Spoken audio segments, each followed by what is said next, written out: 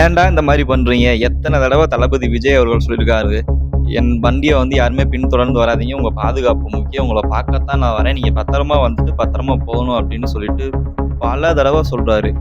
ஆ எப்ப பார்த்தாலும் அவருக்கு எதிரா எப்படா என்னடா நடக்கும்? நம்மளே கிரியேட் பண்ணலாம் அப்படின்னு சொல்லிட்டு காத்துக்கிட்டு இருக்க ஆளுங்களுக்கு மத்தியில நீங்களே வந்து இப்படி ஒரு விஷயத்த பண்ணலாமா? சொல்லுங்க. நம்ம தொண்டர்களோட பாதுகாப்பு தான் தளபதி விஜய் அவர்களுக்கு முக்கியம் அப்படின்னு சொல்லிட்டு அவர் நெனைக்கிறாரு.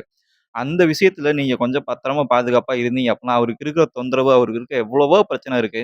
அதெல்லாம் நம்ம வந்து சப்போர்ட்டா நிக்கணுமே தவிர வந்து, நம்ம ஒரு இடையூறு ஏற்படுத்தக்கூடாது அப்படிங்கிற ஒரு பாதுகாப்போட நண்பர்களே தயவு செஞ்சு பத்திரமா வந்துட்டு பத்திரமா போங்க.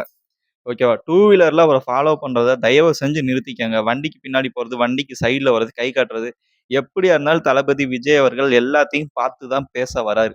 அந்த ஸ்பாட்டுக்கு போயிட்டு பத்திரமா நின்னு சேஃப்டியா அவர் பேசுறத கேட்டுட்டு, தயவு செஞ்சு அது மட்டும் இல்ல, எப்ப பார்த்தாலும் வந்து தளபதி விஜய் அவர்கள பார்க்க வந்தவங்க மயங்கி விழுந்துட்டாங்க, மயங்கி விழுந்துட்டாங்கன்னு சொல்றாங்க. காலையில சாப்புட்டு தண்ணி பாட்டிலோட தயவு செஞ்சு வாங்க. அப்பதான் இப்ப இருக்க வெயிலுக்கு வந்து கோடை காலம் அப்படின்னு சொல்லுவோம். நம்ம இந்த மார்ச், ஏப்ரல், மே இதெல்லாம் வந்து வெயில் ஸ்டார்ட் அப்படிங்கிறது எல்லாத்துக்குமே தெரிஞ்ச விஷயம் தான். தயவு செஞ்சு சாப்புட்டு, தண்ணி பாட்டிலோட முடிஞ்ச அளவுக்கு குளுக்கோஸ் இதெல்லாம் எடுத்துட்டு வந்துருங்களேன்.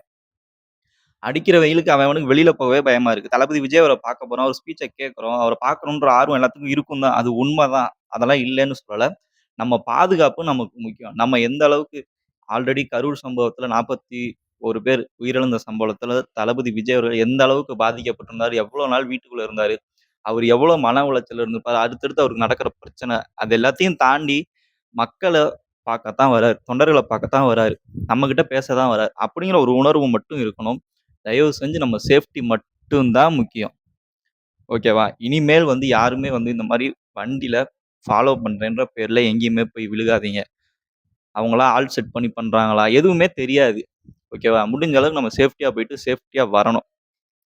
ஓகே மக்களே! அவ்வளோதான் சொல்லணும்னு நெனச்சேன். தளபதி பாண்டிச்சேரியில வந்து சூப்பரான திட்டத்தெல்லாம் வந்து அறிமுகப்படுத்தியிருக்காரு. மகப்பேறு திட்டமா வந்து ரூ. 25,000 பயிர் காப்பீட்டு 100% முழுக்க முழுக்க பாண்டிச்சேரிக்கு சிறப்பு அந்தஸ்து, மாநில அந்தஸ்து வாங்கி தர்றதுக்கு 100% வந்து முயற்சிக்கிறோம் அப்படிங்கிறதையும் சொல்லியிருக்காரு. மத்த கட்சி மாரி மாநில அந்தஸ்து வாங்கி தந்துருவோம் அப்படின்னு சொல்லாம, 100% ட்ரை பண்றோம்ன்னு உண்மைய சொல்லி தான் வந்து ஓட்டு கேட்டிருக்காரு. மக்களாகிய உங்க கையில தான் இருக்கு. தளபதி விஜய சூஸ் பண்ணணுமா? அவருக்கு ஓட்டு போடணுமா? என்ன அப்படிங்கிறது வந்து உங்க கையில தான் இருக்கு. ஒரு தடவ ஓட்ட மாத்தி போட்டு பார்ப்போம் அப்படிங்கிற எண்ணம் வந்தா மட்டும் தான் தமிழ்நாட்டுக்கு ஒரு மாற்றம் கிடைக்கும். நன்றி, வணக்கம்.